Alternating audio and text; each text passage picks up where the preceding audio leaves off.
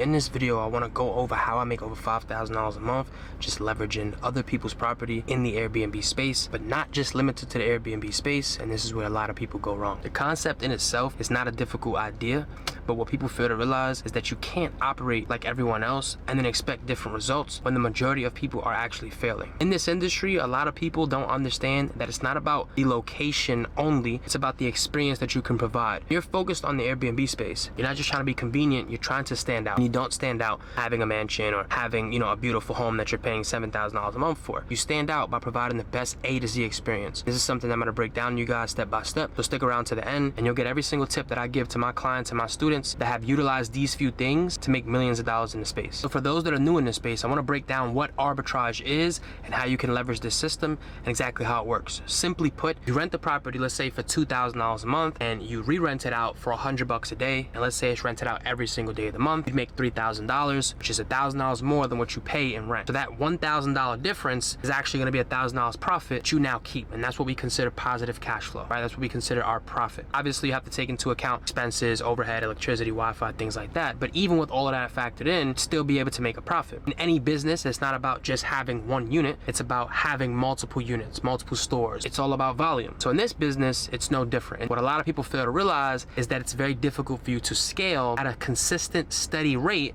if your first foundational units don't do well. So think of it this way. On average, someone who purchases a house and then they rent it to a family or rent it to a tenant, on average, they make around $200 to $400 a month in profit. And that's if the mortgage, the property tax, the insurance, all the other expenses that go into homeownership don't eat that up. So oftentimes they're not making money that's life-changing money from the cash flow of the property. They're more so banking on the equity of the home, which is, for those that don't know, the value of the home that's above what you purchased it for, right? So if I bought a house for $200,000, 5 years later, the house is worth $500,000. This means that I've went up $300,000 in equity. If I sell, I can sell for a profit, but I can also take out a loan against that money. Moral of the story is, when it comes to cash flow, they don't make a lot of money. They are banking on the value of the home going up, and the tenant is essentially paying the mortgage, so the house is paying for itself, and it's a long-term investment. If you're someone who wants to make money now, you want to make money sooner, you want to bring in positive cash flow, this is where the Airbnb space and the arbitrage model becomes something that is very, very lucrative. You have to think, right? Owning a house, you're going to spend thousands of dollars. You might spend upwards of 30, 40, 50 for a down payment, or whatever the case is. And if you do a program that allows you to do a lower down payment, you're still stuck with the overall mortgage. Now, what's cool about Airbnb and the short-term rental industry is the fact that you can get into the industry and into the business for a lot less than it costs to actually buy a property. In most instances, in most cases. So instead of having to come out of pocket $30, $40, $50,000 just to get in the door, then you have to spend money on furnishing. Then you have to pay closing costs. Then you have to pay for the maintenance of your pool, maintenance of your electricity, the maintenance of everything. You have to pay property tax. Instead of having all those responsibilities, you can just rent. You rent directly from the owner, like if you were gonna live there on your own. The coolest part about that is that if they give you the permission, which is the most difficult part, is getting the permission for a variety of reasons, mainly because of the liability and also because of the lack of information that the hosts have on the industry. They just go off of what they've heard or the horror stories that they've heard. You have to be the one that actually makes sure that they switch the way that they think about this industry, because it can be very lucrative for them long term as well, right? Having a client that's paying the rent every month on time because of the fact that they're utilizing the property to generate income of their own, so it's more of an investment for that person rather than just someone living there hunkering down. And property's also being cleaned deeply every time somebody comes in, every time somebody comes out. It's always going to be clean, so it's always in ready to sell condition. I've seen some people get into the Airbnb space for as little as $6,000. I've also seen some people spend upwards of $100,000, depending on where you're coming in. The barrier of entry, the barrier of price that it costs to get into the space is very low compared to most forms of real estate. Fix and flips, wholesaling, all of those things require either someone that you have access to that has the capital, or you have to have a good amount of capital just to make some money on the deals that you're involved with. Now, like I said, volume. So if you have one unit that's making you an average of $1,000 a month when it comes to the annual outlook of things, which means I might have a month that I lose money. I might have a month that I'm down $600, but the next month I might make $1,600. So I made $1,000 plus the $600. So I made up for what I lost the month before. When I look at things from an annual scale, when I look at a yearly scale, I want to make sure that I was able to at least profit $1,000 a month when it's all said and done from each unit. And what this allows me to do is get a clearer scope of what the numbers will look like if I'm able to scale. So if I have one property and it's doing an average of $1,000 a month annually, imagine if I have 10. Imagine if I have 20. And this is where you see success comes in people that have 16 units, 20 units, 30 units. Because if they can average even just $1,000, which doesn't sound like a lot of money when you're thinking about one unit. But when you scale and you have the right systems in place, you have the right operations, that $1,000 a month can now be 20, 30, 40,000 if you have 20, 30, 40 units. And that's the coolest part about the industry that I saw when I first got started. It's not just Airbnb either. You have student housing, you have nursing housing, you have a lot of different avenues in which you can provide housing for certain individuals from certain demographics. And what I mean by that is you have some people who come in from relocation from insurance, where a flood happened or a hurricane happened and they need somewhere to go stay. And the insurance company is willing to pay to relocate to one of your properties. Nurses that do travel assignments and things like that, they need a place to stay. And you can capitalize off of all these avenues, all of these industries, while also being on Airbnb. So that alone, when you think about it, the most lucrative thing, because you're not narrowed down to just one industry or one app. You have booking.com, you have VRBO, you have Agoda, you have Airbnb, you have Furnish Finder, you have a lot of different platforms that you can list on that, again, if your post is optimized and your post is really, really good from the top to bottom, from the pictures, from the descriptions, from explaining what's in the area, from explaining the experience they're gonna have when they're there, explaining even down to what types of sheets that you have. All of these things matter to certain people. And the more detail that you have, the more of an experience you can create, the better your results will look when the years pass. So these are the main tips that you need to see success in the space. All right. Number one, experience, convenience over location. People talk about Miami, Houston, Atlanta, all of these major cities. I want you to understand something. Barrier of entry, how much it costs to get into these markets, costs a lot more, and you're also getting into a market that's a lot more saturated. Right? So what that means is Miami, for example, already has 30,000 short-term rental listings. That means amongst all platforms, there's a total of 30,000 listings. So when you come into that market, you can see opportunity, you can make money for sure. But it depends on your deal. How much are you paying for rent? Is the property furnished? Do you have to come out of pocket for furnishing? It all depends on the deal. You want to make it where you have a higher chance of succeeding, having less competition, a lot of potential in the future. What a lot of people don't realize, that location is key, but experience is better. And what I mean by that is there's places in Ohio, there's places in Montana, there's places in other countries that people go on Airbnb and they plan a trip around what they see, not about what's viral and trending as far as town, location, or country. People go on Airbnb, even on VRBO. VRBO, you can upload videos of your property, of the experience. But people will say, damn, this looks like a fun experience. This is in the mountains in Arkansas. This is in the mountains in Tennessee. This is in the mountains somewhere else that people do not think about. But the experience looks like something I want to go and experience. Whether it's for the experience just by itself, the content, whether I'm doing something romantic with a partner, whatever it may be, I want to go ahead and utilize the fact that I'm creating this experience that people want to pay to come and experience. Now, the most important thing that you have to realize is that your barrier of entry when you're starting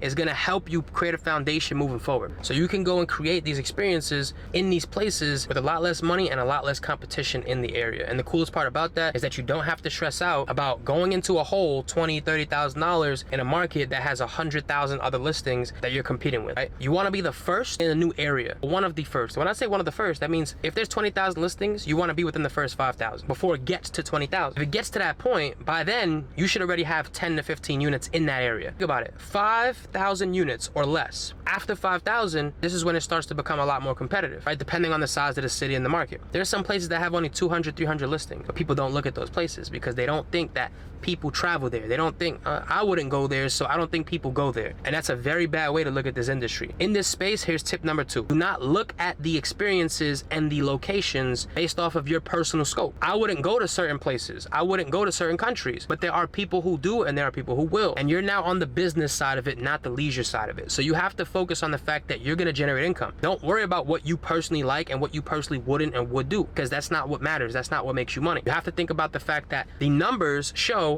this city is growing. This city is doing a lot of new development. This city has this park, this college, this experience that people want to go and spend money to partake in it. Whether it's a national park, a university, a hospital, whatever it may be, people are spending money in those areas. Be different. Think outside the box. Get creative with your interior design. This is tip number 3. What I mean by this is take your home, make it cozy, but make it an experience in itself. Not just the experience of what's around your property, an experience of what's inside of your property. This means the beds, they need to be comfortable. The pillows, don't just have 2. Really build out your entire home as if it was an actual home that you were gonna stay in, that you wanna, your dream house. Keep it within the budget. You keep it within the budget by being resourceful. Facebook Marketplace, Craigslist, Ross, Burlington, whatever home goods, whatever stores you can use, thrift shops, to create this experience, for the lowest amount of money possible. What this will do is it'll help you be able to break even and get into profit from your initial investment faster than if you spend $15,000 to $20,000 on all brand new furniture you didn't need to get in the first place, because this is going to be a heavy traffic property anyway. There's going to be a lot of people sleeping in the property,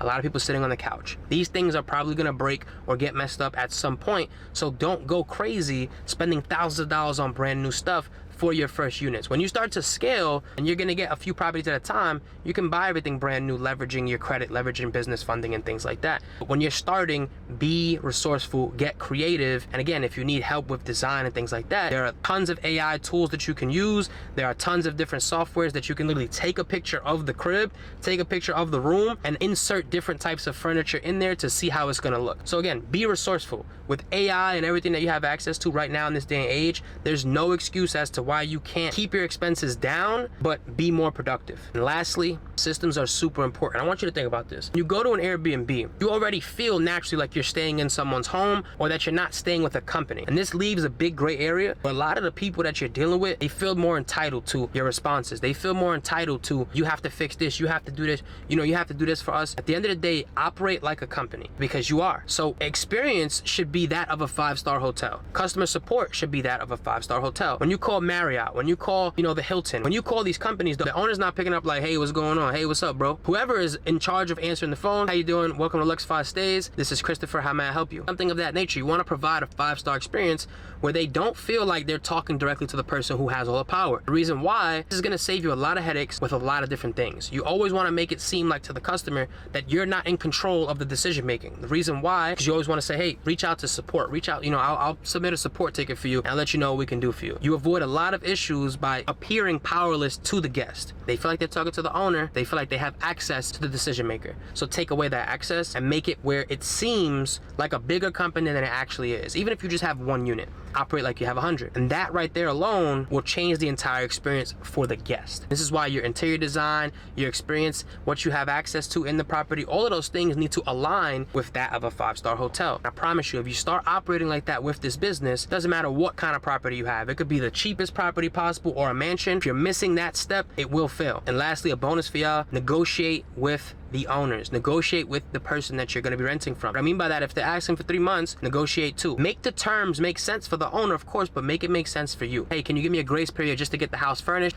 get it up and running? Or you don't charge me, you prorate for a week so I can get the property set up. Whatever you can do to negotiate the deal, make it happen, bro. Because at the end of the day, they're gonna be making money off of you for years to come. If the property is successful, you will be working with the owner for years to come. There's some properties that we've been working with these owners for 4, 5, 6 years already. They love us so much that whenever a property opens up and it has vacancy, they tell us first, hey, we have another unit that just opened up. It's the same exact layout as the other 5 you have. Hey, we have a townhouse that just opened up. This is what happens when you are a good partner and you pay your rent on time. You allow them to build confidence in you as an individual because you've never been late on rent. You take care of everything. The house looks great. Nothing is going wrong.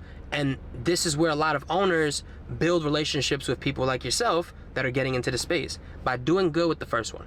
The first one is the foundational key to the success that you look to have in the Airbnb space. Don't listen to all of these people talking about, oh, Airbnb is saturated. You got to do it in Miami and Dallas and Atlanta. Think outside the box, get creative, become resourceful, and you can make so much more money in the middle of nowhere in Ohio than you could in the middle of Miami. And this is a fact. I've done it multiple times. I have clients of mine that have made over $2 million, all off of properties that are not inside of a major city, but within 30 minutes of one. Think outside the box, be creative, and leverage the information that I just gave you, because I promise you, if you utilize it the right way, you will find the gem. Make sure that you put yourself in the best position to go ahead and see success. If you want more information, if you want coaching, if you want to be able to have the hands-on guidance to find the properties, to even get properties already from day one that are fully furnished, Airbnb approved, and the numbers look really good, we can help you with that. I hope that you got value. This is an industry that I've been in for about 6 years now. I've made millions of dollars, but what's most important is that I've helped other people do the same exact thing. I have some students that are just getting started that have 1 property, 2 properties, but they're seeing success. They're making extra income. It's not always about becoming massively rich.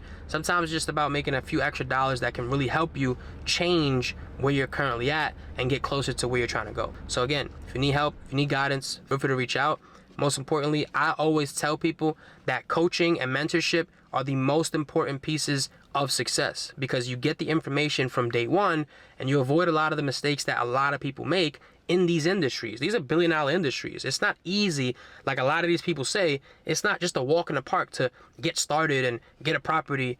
You might get one that may still fail, right? So don't fall into the hype of people making it seem like these things are easy. They're not easy. If they were easy, everybody would do them. There's a reason why most people fail in these industries, and it's because of the things that I just mentioned. They don't do them properly, and they have a misconception of what they believe is actually possible in this industry in a short amount of time. This is a grind. It's a fun grind, and it's interesting and it's creative, but the reality is, if you don't do the right things from day one, this industry will expose you, and you will have a very, very hard time. So again, I hope that you got value from this. I'm going to be giving out a lot of information like this on this channel, amongst the other things that I post, but I do genuinely enjoy giving information that people can go and utilize right away to see differences in their business or to see improvement in their day-to-day life. So I appreciate you guys. Like, comment, and subscribe. It would mean the world to me, and I'll catch you guys in the next video.